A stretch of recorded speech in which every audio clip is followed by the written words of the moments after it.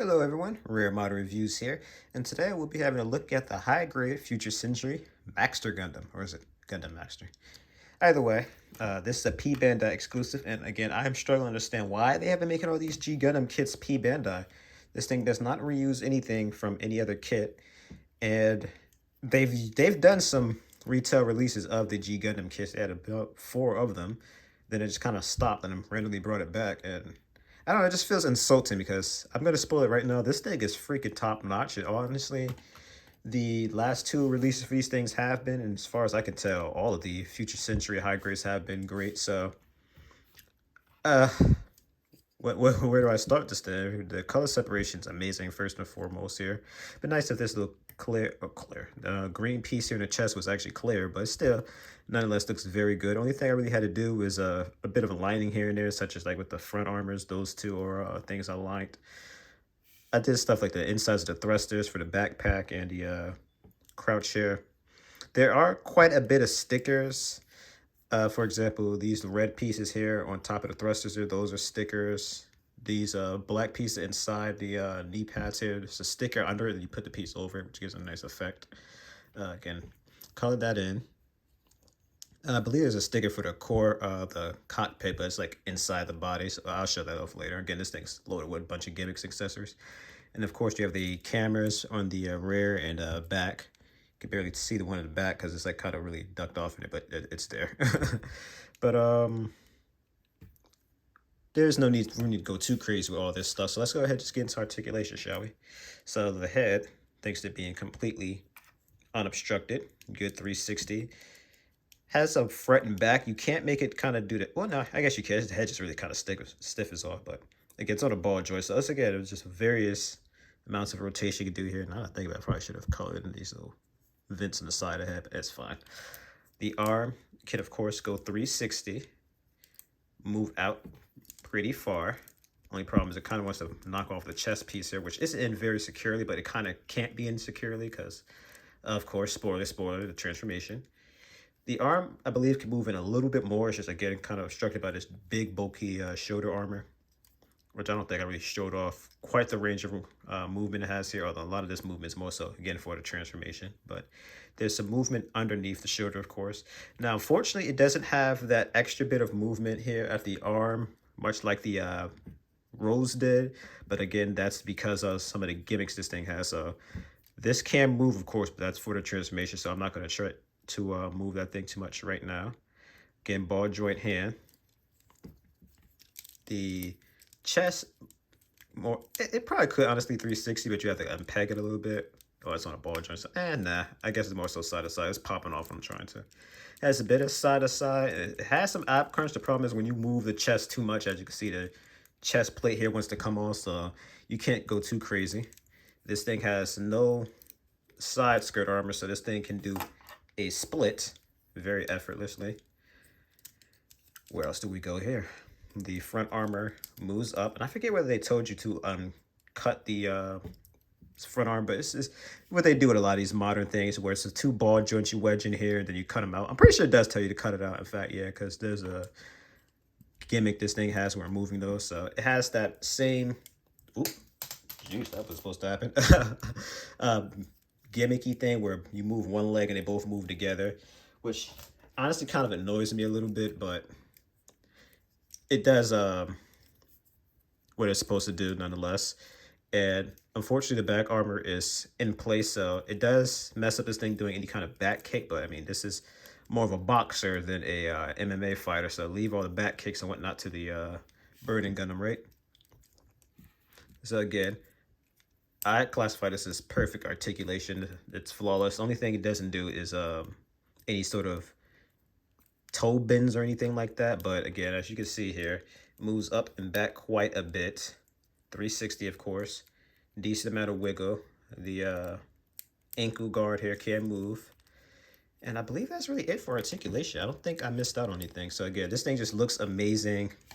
I just love how vibrant and colorful this thing is. The colors really pop. And you just get a lot of poses off this thing just from this amazing articulation this thing has. So without further ado, I guess it's about time we look at accessories, huh? All right, now for the accessories here, this thing has a lot. This thing has to have hands down the most accessories out of all the G Gundam high grades here. So as per standard with these P-Band releases, they come with a colored, or clear colored, I should say, Action Base 5. A bunch of adapter pieces for this very gimmicky display that I'll show off at the very end of the video. We have multitude of hands, 2 trigger finger hands, which this thing had to come with because it has, of course, 2 guns. So Bandai had no choice but to stop cheaping out and give us 2 of those because you know they don't like to. We have 1 pointing finger hand. I'm not sure what pose that's supposed to recreate, but the other one is just the standard, I'd say relaxing. It's not quite outstretched. We have a little effect part for a signature punching move. It has a various bunch of those, so I don't want to butcher which one it is. We have the surfboard slash shield, and I'm going to tell you guys right now, this shield is incredible. I'll show it off a bit more later on because it's a little hard to do it with one hand, but trust me, this thing is S tier. We have, like I said, the 2, well, these are hand cannons, I believe they're called beam hand cannons. They have a little peg pre-attached, unfortunately, so that makes it look a little ugly-ish, but it does the job nonetheless. And then we have 2 little foot holding attachments. I'm not sure if it actually had these on a show or not, but again, originally I was kind of questioning why they had this thing until I actually put this thing into play with the shield slash surfboard. And again, I don't want to spoil anything, but those are good. So now that we've seen what this thing comes with, I guess it's about time we go ahead and put them on to action. All right, so where do we go from here? I guess I'll go from the simplest thing first, and that's going to be the core liner. Oh, it's actually green. Why did I think it was black? That's right, the roses is black. Oops. I guess it's okay. It could fall on his face. So for the transformation, it's actually like this. You're supposed to push these in like so, and then you would just kind of push this thing on back like so, and voila, now you have the core lander. So you have that going on for it. Now, I cannot recall this thing ever using a core lander in the show, but they all have them, so of course they have to show it.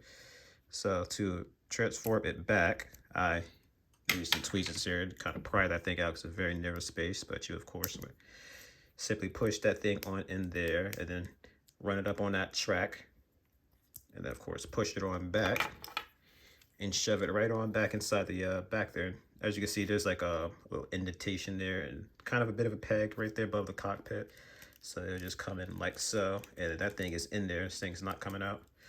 So the next accessory we have here are going to be the gauntlet, glove, whatever you want to call these things. So naturally, they both can do it. And these things work just fine. Unfortunately, again, it kind of hinders the articulation for the arm. So unfortunately, you can't quite do any kind of, gut punch due to the restricted nature of the arms. So this is kind of the only pose you can really do with these things. So that really sucks. I wish that they found some way to allow this thing to transform and still do some sort of rotation on the arm like so, as this thing really needed it and it doesn't have it. So it just really sucks that they couldn't pull it off, but they at least made up for it with the clear effect part for the punch, which I would have never expected to have done with a kit like this. The way you get that in here, if I can figure it out. Oop. You're supposed to, there we go, just kind of lodge it in like that, and voila, you can do this nice effect part for it punching. Now, unfortunately, it does not work for the transformation. I'll show off later, but there is a workaround that I found that you can do with it, which I'll show off in just a bit. So I'm going to go ahead and transform that back for the time being. We'll, of course, show this thing transformed again later. But for the next accessory, we're, of course, going to remove the magnums. I'm sorry, the hands there. And fortunately for the magnums, you have to unpeg the hands. I'll show it off again in a bit more of a detailed way in a second, but very simple. You just, of course, unpeg the hands there, poke the magnums on in, and then they fit in snugly inside the hand. So again, you just, this thing's kind of in there. I don't want to break anything, but there you go. You unpeg that. Put the magnum inside the hand, close it on back up, and then replace the hand aside, and voila. So now you have 2 of his little 6 shooters here. very cowboy-esque looking weapons. And I'm lazy, so of course, when you're done with them, you just peg them right onto the side armors like so. No issues whatsoever. They are solid. Those things are not coming out.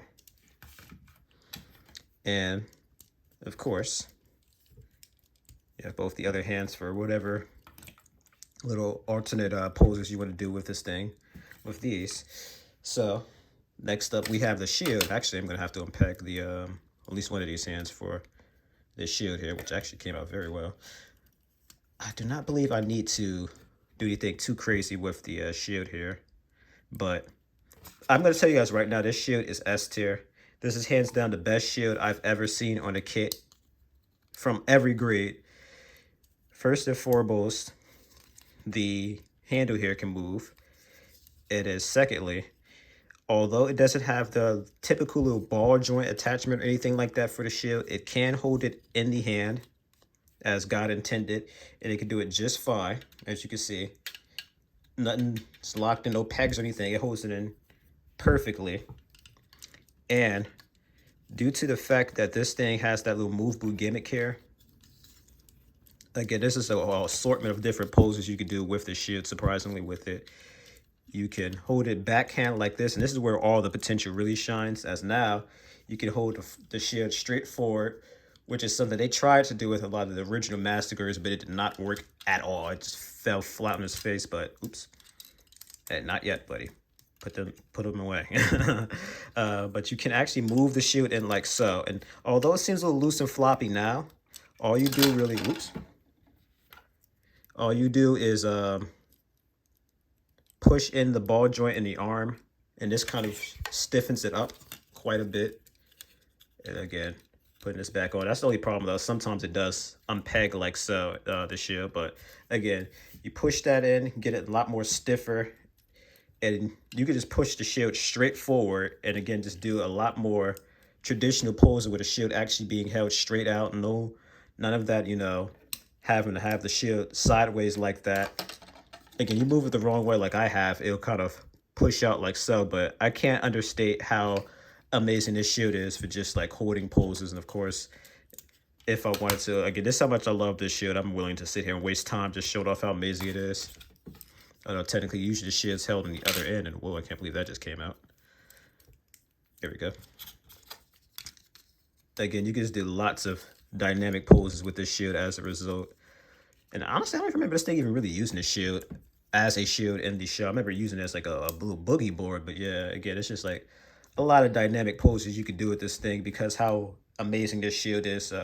Bandai, take a good look at what you did with this thing and please replicate it across the boards, as this is amazing. I can't spoil another kit I'm going to be reviewing next week and say that thing does a similar tactic with its shield, and that's a retail release. So again, I really hope that this is them paying attention to everything they put out, and again, just like making it mainstream across all the lines and kits and what have you, because they need to not have one-off stuff like this. It needs to be repeated. Because again, I can't understate how amazing this shield is, and I will say it 20 times in this one review. I do not care, because this shield just really deserves all the accolades.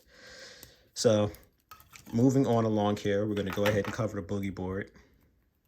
Let me just unpeg this properly, because it's going to kill me to have the magnums on the hip with the hands in it, but there we go. So to do the boogie board, you just simply slide the little foot mounts on end like so, and then you of course make sure that you kind of bring them down. You kind of hear it click a little bit with this end, right? And then there of course are these multiple different little slats in between that you can use to mount the these little pegs down into there. And then this little green jewel here, I believe I didn't put it in flush, so I should be able to get this out pretty easy. Well, okay, it's not coming out. Tweezers. All right, so there we go. I'd usually try not to put that thing all the way in so it doesn't come take so long to take on and off, but anywho. So you would then peg this thing on into your desired spot in the shield. Holds in just fine. make sure you have this guy in a nice dynamic pose. And then you, of course, would take advantage of the action stand here and put it in the stand like so. Now, this is a little too radical of a pose, but surprisingly, you can do some crazy stuff with this action stand. And it holds it up decently well. So you kind of have to counterbalance it just right, but you can have this thing, again, suspended in midair like so. Like, again, it's just crazy stuff you could do with this thing. And honestly, if I had this stuff weighted more to the back, it'd be able to hold up a little bit better than this. But I don't need to show off any more poses, do I? I mean, the fact that it can pull off a literal surfing pose with this stand is crazy to me. Again, if I push these more to the back, I think it weighted a little better so it doesn't kind of fall over and whatnot in these strange poses. But again, hey, look, this is even better than kind of slid over. So again, there's no way you don't see what this thing is capable of, and one, not want to rush out and buy this thing, or two, question what I'm going to rate this thing. You know what I'm going to rate this thing based off all this stuff. And again, this is, they took their time releasing this. This is a kit I'm sure we wanted to see decades ago when they first put out the high grade God Gundam and whatnot. But again, this thing is just amazing. The stuff that it is capable of doing is just like S tier. I don't know what I did here, something clicked. But I almost want to show this. You know what? I don't think there's anything else left to show. And this thing really wants to take its you know what's out. So I'm going to go ahead and show the next part of this thing. And it would be the transformation, but I'm going to show off the transformation last, actually. And that's going to be this very gimmicky thing that they want you to do with this thing, where basically you just kind of purge the armor. And as you can see here, you put that up here. What goes here? Oof. I believe... Jeez, I can't remember what it's supposed to go where. I know these are supposed to come off. Was it the... yeah, I think it is. Yeah, that's right. Okay. I only did this once, so excuse me if I'm a little slow. There we go. So you guys can see there's little holes on the back of the front armor. You're supposed to take those off like so. And you mount those on like this. And then, of course, you would need the action stand for this, but you would then kind of put those on to speed things up. I already did one side, but next up, you would then take the shoulder armor here / glove, snap that onto the back there, nice satisfying click. You would then, ooh, this knee's really in there. There we go. Okay, take the knee pad off. There is then a little peg right there, as you can see. You then put it into the little hole right there. And then, I hate doing this, so I always feel like I'm gonna break something, but you gotta take the ankle guard off like so. You have to unfortunately separate them. There we go. Now you would combine them like so. Make sure the right way is facing. And then you, again, peg in a hole that you would put these two on in. And you throw that one into the base, and voila. So now you have this kind of purge looking display you can do for this thing. I guess I'll replace this one with the glove. And the purpose of this, of course, would be to kind of, I guess, do some sort of Neo hyper mode type thing for it. I don't believe it ever purged the armor to this degree in the show. It was usually just the chest and the gloves that turned into the, or shoulders, I said, that turned into gloves. But if you wanted to have this thing looking super stripped, voila. I'm personally not much of a fan of it, and I don't think I'll ever do this again. I'll keep this part here for the chest, because I always hated the fact that the chest kind of just yeeted off somewhere after it transformed. Help if I move the camera up a little bit. But I'm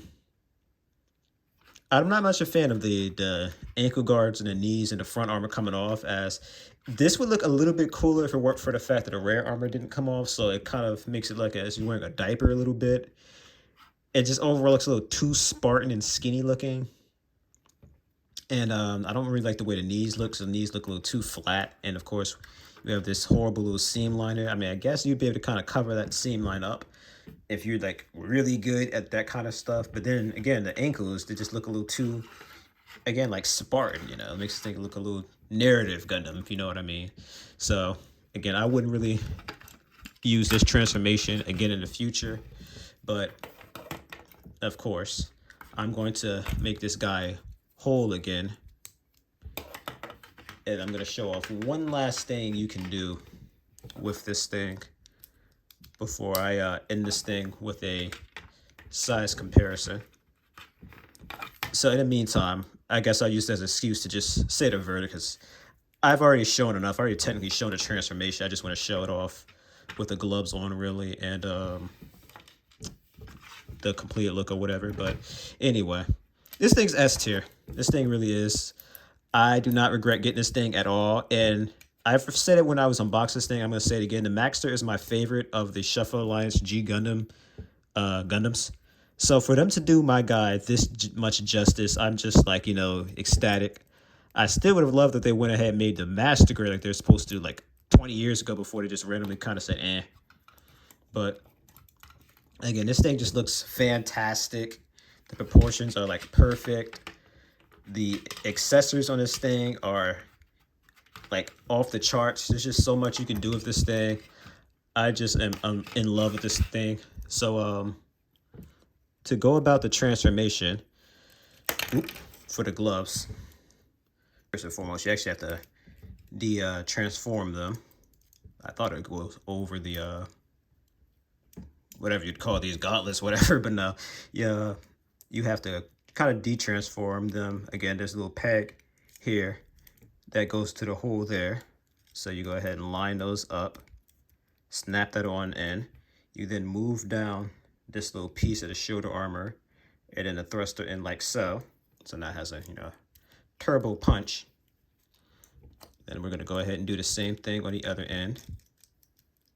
So again, push that on in, move that down, move that up. Voila, now you have him with his big old boxing gloves, which is just a really cool look for this thing. I just love the fact that they gave a Gundam boxing gloves. That's like always the coolest thing about G Gundam. They just were so unorthodox with their designs. They just did a lot of crazy, wonky stuff with it.